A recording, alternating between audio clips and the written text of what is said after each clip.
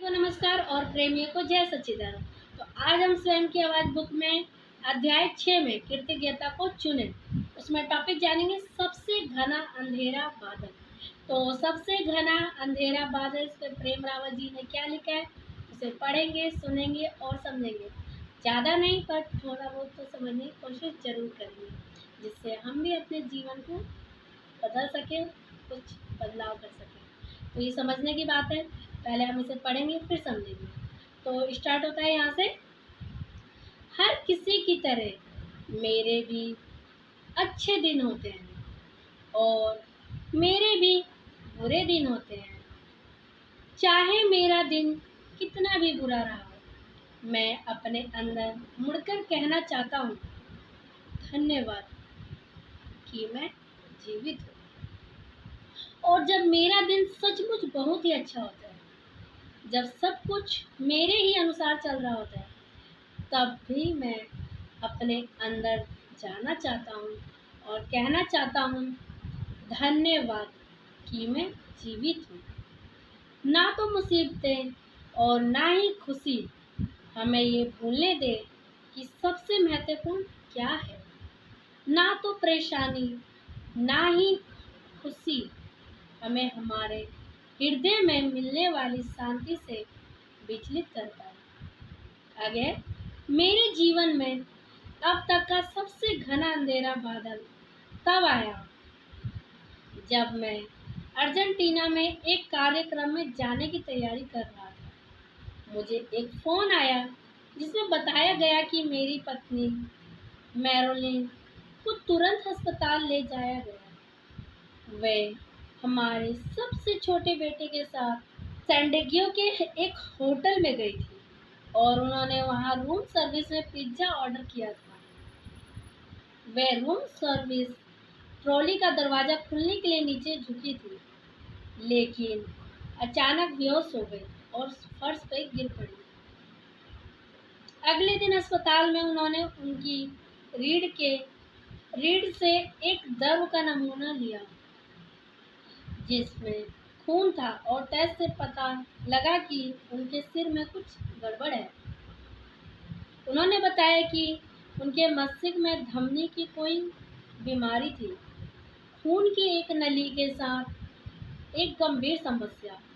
मुझे बताया गया था कि उनकी जिंदगी को काफ़ी खतरा है। आगे, मैंने फ़ोन नीचे रखा और अपने चारों ओर देखा। मैं हजारों मील दूर था, बिल्कुल अलग टाइम जोन में।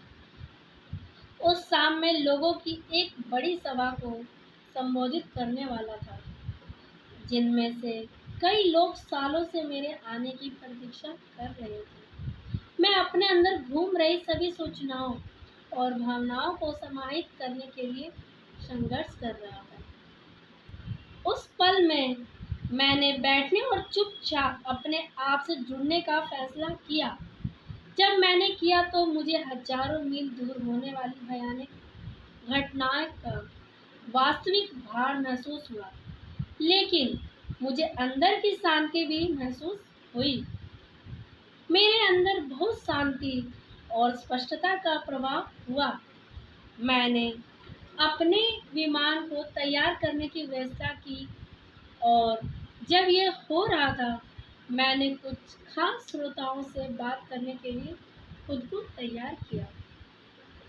आगे, उस दिन अच्छे और बुरे के बीच संतुलन रखने से मुझे अपने रास्ते पे बने रहने की मदद मिली।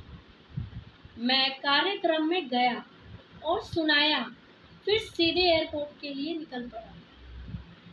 मैंने रात भर उड़ान भरी और पूरी उड़ान बहुत अजीब सी रही।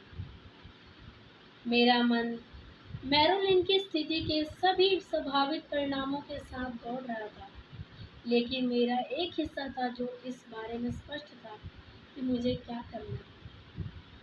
मैं उतरा, कस्टम से बाहर निकला और सीधे अस्पताल चला गया।